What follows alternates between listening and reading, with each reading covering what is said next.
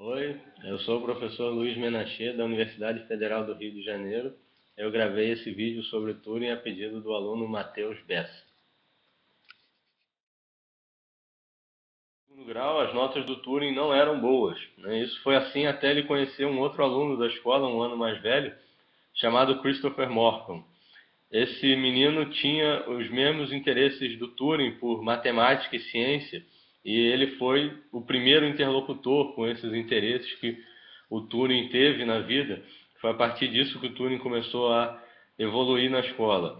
Os dois se tornaram bons amigos e eles foram juntos a Cambridge prestar exame de admissão na universidade. O Morcom foi aprovado, o Turing não foi, mas um pouco tempo depois o Morcom veio a falecer prematuramente, né, de tuberculose, e isso afetou bastante o Turing, e de alguma maneira parece que ele começou a considerar que ele então deveria fazer tudo aquilo que o Morcom não ia mais conseguir, né? Então ele prestou novamente o exame de admissão para Cambridge no ano seguinte, né? Lembrando que ele era um ano mais novo que o Morcom. Dessa vez ele foi aprovado e ele realizou os estudos dele na Universidade de Cambridge entre 31 e 34, onde ele acabou se graduando com honras. O Turing é um pesquisador interessante porque ele realizou pesquisa em diversas áreas diferentes, que é uma coisa que, quanto mais o tempo passa, mais raro fica de você ver acontecer. Inicialmente, em 36, depois que ele já tinha se formado, ele elaborou um modelo teórico que ficou posteriormente conhecido como máquina de Turing, que é um modelo teórico de um computador, de o que um computador é capaz de fazer e também de o que um computador não é capaz de fazer. E esse modelo teórico, ele é a base de todos os computadores que foram construídos e de todos os computadores que existem hoje em dia, inclusive. Mais adiante, a partir de 39, com a Segunda Guerra, ele participou do esforço britânico para quebrar as cifras usadas pelo exército alemão e interceptar as mensagens militares alemãs. Ele foi largamente responsável pela quebra da cifra Enigma, que era a cifra usada pelos alemães, e para isso ele construiu uma máquina própria para agilizar os cálculos necessários. E com isso, alguns historiadores consideram que essa quebra da Enigma pode ter abreviado a guerra em até 2 anos, né?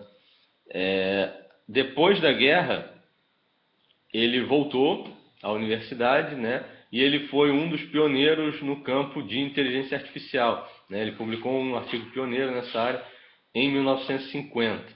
Durante a década de 50, ele participou também da construção dos primeiros computadores comerciais, computadores concretos, né?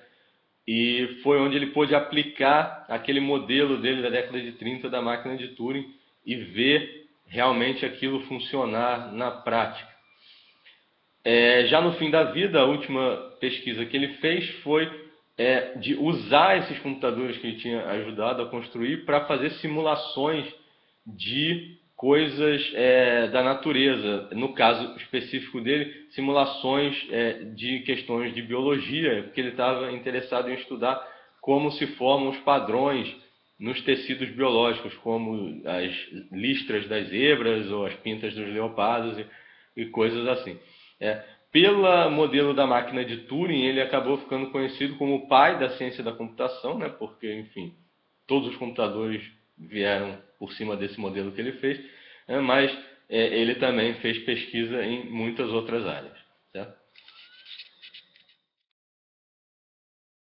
Em 1952, o Turing teve a casa dele assaltada, ele foi à polícia denunciar o assalto e perguntaram para ele se ele sabia quem poderia ter feito isso. Ele disse que sim, que poderia ter sido uma pessoa que ele conhecia.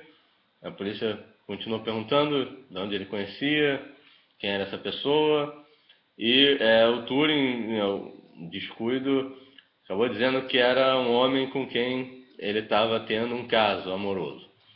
O Turing era homossexual. A homossexualidade na Inglaterra foi crime até a década de 60, né, isso foi em 1952, então ele foi preso, acusado de indecência, né? É interessante ressaltar que ele não fez nenhum ato sexual em público em nenhum momento, era simplesmente o fato realmente dele ser homossexual que gerou a prisão.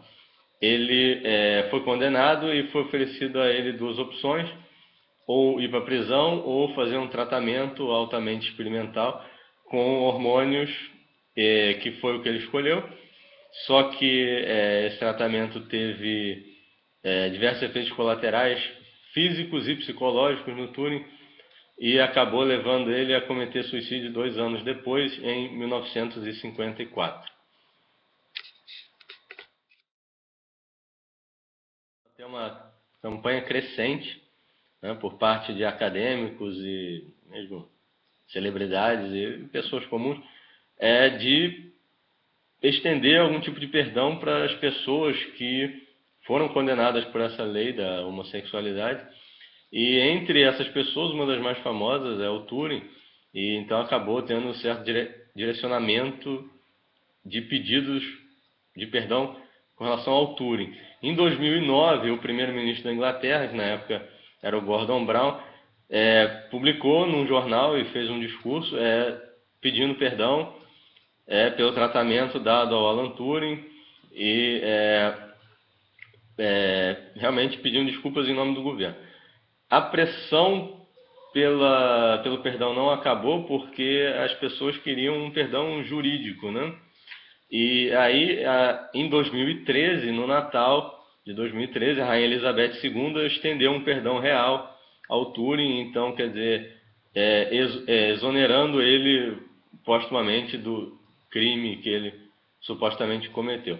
A pressão não acabou porque, uma vez que a Rainha Elizabeth fez isso, as pessoas começaram a exigir, então, que esse perdão jurídico fosse estendido a todos os outros condenados por esse mesmo crime, que são em torno de 50 mil pessoas. Isso é uma coisa que ainda está em andamento e, por enquanto, ainda não aconteceu.